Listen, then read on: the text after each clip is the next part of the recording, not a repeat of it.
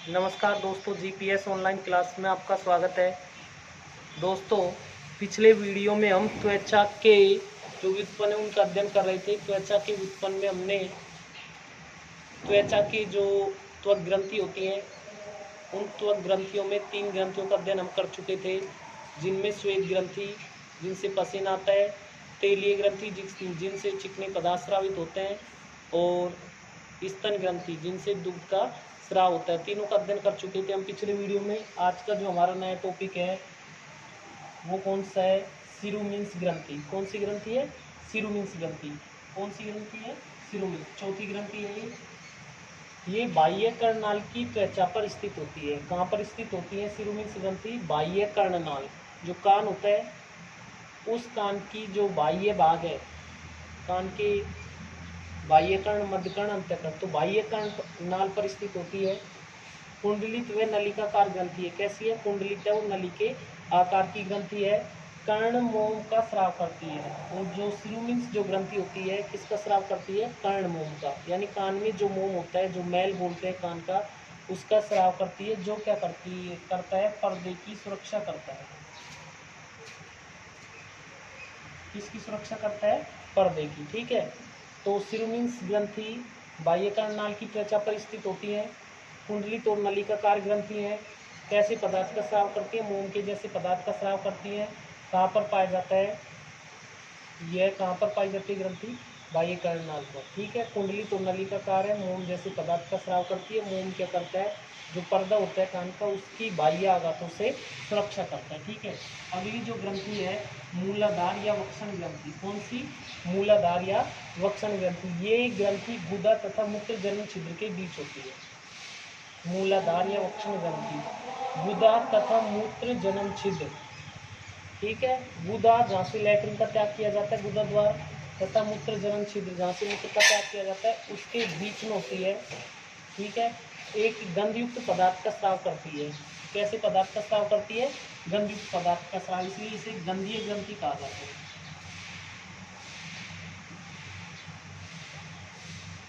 कैसी ग्रंथि भी कहते हैं इसको? गंधीय ग्रंथि। क्या है? मूलाधार या वक्षण ग्रंथि। ये ग्रंथि गुदा या मूत्रजनन छिद्र के बीच होती है।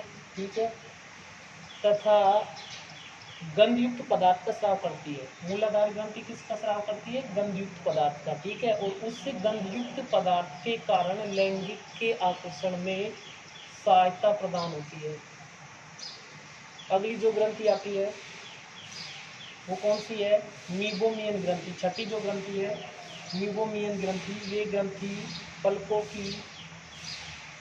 की बोरोनिया के नीचे पाई जाती हैं।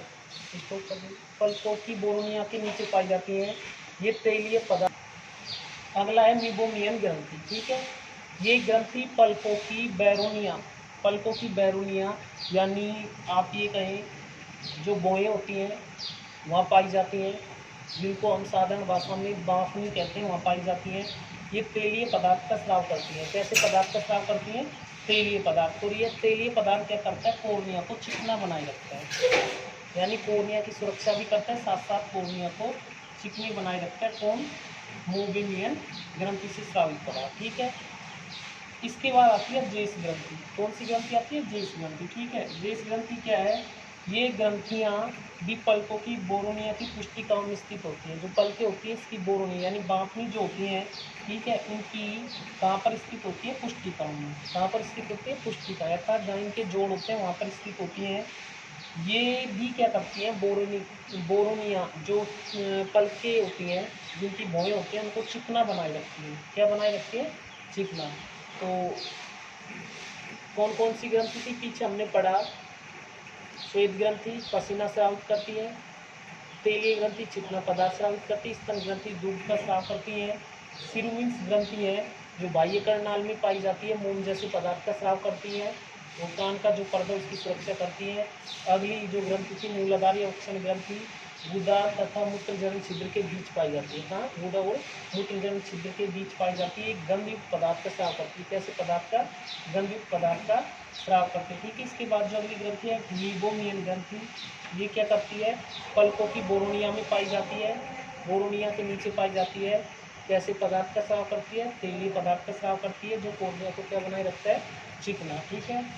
अगली जो ग्रंथि है जेस ग्रंथि। कौन सी? जेस ग्रंथि। ये ग्रंथि भी पलकों की बोरोनिया की पुष्टिकाओं में पाई जाती है। कहाँ पाई जाती है? पलकों की बोरोनिया की पुष्टिकाओं में पाई जाती है। साथ साथ क्या करती है? बोरोनिया जो होती है उनको चिकना बनाए रखती है। ठीक है। तो ये हम पढ़ रहे थे त्वचा के उत्पन्न यानी त्वचा के जो ग्रंथि थी उनके बारे में अध्ययन कर रहे थे। अगला जो हमारा लास्ट टॉपिक आता है इस अध्याय का, त्वचा के कार्य, यानी जो त्वचा उसके क्या क्या कार्य, त्वचा के बारे में पढ़ रहे थे इस पाठ में पूरे में क्या क्या कार्य है। सबसे पहले हम बात करते हैं शरीर की सुरक्षा। शरीर की सुरक्षा कैसे? शरीर का सुरक्षात्मक आवरण बनाती है त्वचा। जो त्वचा होती है शरीर का सुरक्षात्मक आवरण, यानी शरीर के ऊपर आवरण जो पाया जाता है, त्वचा का आवरण पाया जाता है, जो क्या करता है? सुरक्षा करता है किनकी? अंतरांगों की। जो आंतरिक अंग होते हैं उनकी बाह्य चोटों से, बाह्य आघातों से सुरक्षा करते हैं। यानी शरीर के जितने भी आंतरिक अंग हैं उन सभी अंगों की सुरक्षा कौन करती है? त्वचा। अर्थात पूरे शरीर के ऊपर क्या पाई जाती है? त्वचा पाई जाती है, जो बाहरी अंतरांगों की सुरक्षा करती है तथा चोटों से सुरक्षा करती है। ठीक है। इसके बाद हम बात करते हैं शरीर का ताप नियंत्रण। शरीर के ताप को नियंत्रण करने का कार्य भी कौन करती है? त्वचा करती है। ठीक है। कैसे? त्वचा के नीचे उपस्थित वसीय स्तर, हमने पीछे भी पढ़ा है कि त्वचा के नीचे वसीय स्तर पाया जाता है, वसा का मोटा स्तर पाया जाता है, और वसा का यह मोटा स्तर क्या करता है? शरीर के ताप को नियंत्रित करता है।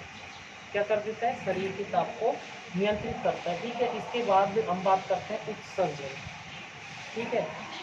त्वचा है वो उत्सर्जन का कार्य भी करती है। किसका कार्य करती है? उत्सर्जन का, यानी अपशिष्ट पदार्थों को शरीर से बाहर त्यागने का। ठीक है।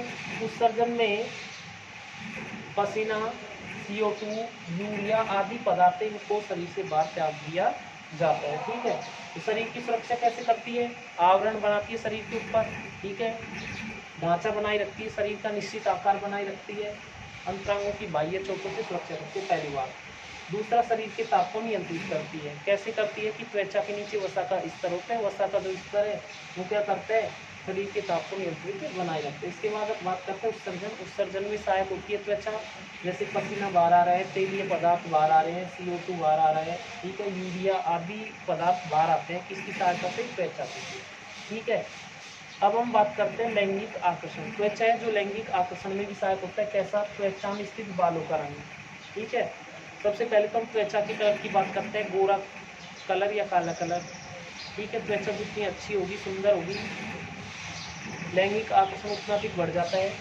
त्वचा में स्थित बालों के कलर के आधार पर भी लैंगिक आकर्षण बढ़ जाता है। मूलाधार ग्रंथियों द्वारा स्रावित गंध, हमने यहाँ पढ़ा था मूलाधार ग्रंथि या वक्षण ग्रंथि, ये क्या करती हैं? एक विशेष प्रकार के गंधीय पदार्थ का स्राव करती हैं। तो वो जो गंध आती है वो लैंगिक आकर्षण में सहायक होती है। कहने का मतलब लैंगिक आकर्षण में भी सहायक है कौन? त्वचा। इसके बाद हम बात करते हैं पुनरुद्ध भवन में सहायक है। कई बार शरीर में चोट लग जाती है, चोट लगने के बाद जो घाव हो जाता है, उस घाव की जो मरम्मत का कार्य है, उस घाव को भरने का कार्य वो भी त्वचा के द्वारा संपन्न किया जाता है, क्योंकि त्वचा में पुनरुद्ध भवन की क्षमता पाई जाती है, जिसके कारण वो घाव धीरे धीरे भर जाता है। ठीक है। तो पुनरुद्ध भवन ये आप अपने स्तर पर लिख लोगे। पुनरुद्ध भवन क्या होता है? कि जो त्वचा होती है, ठीक है, उस त्वचा में चोट लग जाने पर पुनरुद्ध भवन की क्षमता पाई जाती है त्वचा में। जैसे ही चोट लगती है पुनरुद्ध भवन की क्रिया स्टार्ट हो जाती है कुछ समय बाद, और जैसे जैसे पुनरुद्ध भवन की क्रिया स्टार्ट होती है नई त्वचा वहाँ पर आती रहती है, अर्थात मांस वगैरह आता रहता है, वो घाव पूर्ण रूप से भर जाता है। तो त्वचा में पुनरुद्ध भवन की क्षमता पाई जाती है। दांत का निर्माण, दांतों का कुछ भाग, दांतों का कुछ भाग किसमें सहायक होता है? त्वचा से निर्मित होता है। दांत का कुछ भाग त्वचा से निर्मित होता है। सहायक किसमें होता है? ये भोजन को खाने में, चबाने में। ठीक है। तो दांत भोजन चबाने खाने में सहायक होता है। ठीक है। दांत का कुछ भाग त्वचा से निर्मित होता है। ठीक है। तो दांत के निर्माण में त्वचा का महत्वपूर्ण योगदान होता है। कंकाल के निर्माण में, कंकाल का निर्माण यानी शरीर में हड्डियों का जो ढांचा है, उस हड्डियों के ढांचे को नियंत्रित रखना, एक निश्चित शेप देना, उन हड्डियों को एक निश्चित प्रकार से उनको जोड़े रखना, इस कार्य को भी त्वचा के द्वारा संपन्न किया जाता है। ठीक है। गमन, त्वचा गति में भी सहायक होती है। किस प्रकार से? कि जैसे अस्थियों के जो जॉइंट होते हैं, उन जॉइंटों पर विभिन्न प्रकार के फोल्ड पाए जाते हैं त्वचा में, जो गति में सहायक होते हैं। ठीक है। इसके बाद हम बात करें, कई बार एक क्वेश्चन आता है कि शरीर में त्वचा अनेक महत्वपूर्ण कार्य करती है। ठीक है, जिसके कारण इसे शरीर का अर्पण मूला अंग कहा जाता है। कई बार 1 नंबर क्वेश्चन आ जाता है, त्वचा को अर्पण मूला अंग कहा जाता है क्यों? इसका कारण क्या है कि शरीर में त्वचा अनेक महत्वपूर्ण कार्य करती है। जो त्वचा होती है शरीर में, वो क्या करती है, अनेक महत्वपूर्ण कार्य करती है। ठीक, और अनेक महत्वपूर्ण कार्य जब करती है तो इसलिए अनेक महत्वपूर्ण कार्य का मतलब है सुरक्षा भी करती है शरीर की, ताप को नियंत्रित भी रखती है, उत्सर्जन में भी सहायक होती है, लैंगिक आकर्षण में भी सहायक है, पुंडरीक भवन में भी सहायक है, दांत निर्माण में भी सहायक है, कंकाल निर्माण में भी सहायक है, गति में सहायक, अर्थात बहुत से कार्य संपन्न करती है। अधिकांश जो कार्य संपन्न करती है शरीर में, कौन करती है? त्वचा। और त्वचा जब शरीर में अधिकांश कार्यों को संपन्न करती है, उस परिस्थिति में त्वचा को शरीर का अर्पण मूला अंग कहा जाता है। क्या कहा जाता है? अर्पण मूला अंग। ठीक है, तो दोस्तों इस वीडियो में हमने क्या क्या पढ़ा? एक तो जो ग्रंथि थी, त्वचा से उत्पन्न ग्रंथि, त्वक ग्रंथि, उनके बारे में पढ़ा। कौन कौन सी थी? शिरोमणि थी, बाह्य कर्णनाल में होती है, मोम जैसा पदार्थ स्राव करती है, पर्दे की सुरक्षा करती है। मूलाधार या वक्षण ग्रंथि गुदा या मूत्रजन छिद्र के बीच होती है, क्या करती है? गंधयुक्त पदार्थ का स्राव करती है, जो लैंगिक आकर्षण में सहायक होता है। अगला मीबोमियन ग्रंथि, ये ग्रंथि क्या करती है? पलकों की बोरोनिया के नीचे पाई जाती है, तेलीय पदार्थ का स्राव करती है, जो कोर्निया को चिकना बनाए रखती है। जेस ग्रंथि ये क्या करती है? पलकों की बोरोनिया की पुष्टिका निश्चित होती है, ये क्या करती है? बोरोनिया को चिकना बनाए रखती है। ये तो थी ग्रंथि। इधर हमने पढ़ा था त्वचा के कार्य में शरीर को सुरक्षा प्रदान करना, यानी जो आवरण है वो त्वचा बनाती है शरीर का। आवरण क्या करता है? शरीर की बाह्य आघातों से, चोटों से सुरक्षा करता है। ठीक है, तो पहला कार्य तो ये हुआ। दूसरा, शरीर के ताप का नियंत्रण, शरीर के ताप को नियंत्रित रखती है। कैसे रखती है?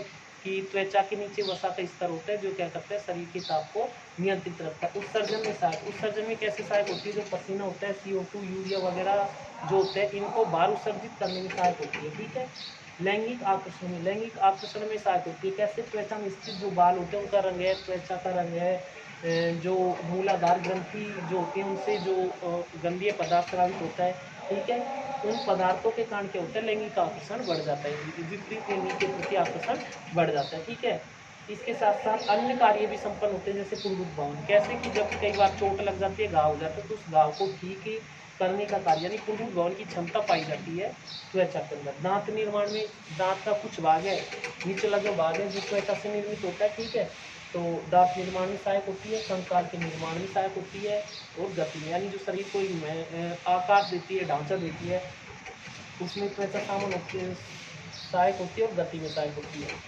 अनेक महत्वपूर्ण कार्य करने के कारण त्वचा को शरीर का अर्पण मूला अंग कहा जाता है। तो दोस्तों आज की वीडियो में इतना ही, यहीं पर आपका ये अध्याय समाप्त होता है। धन्यवाद।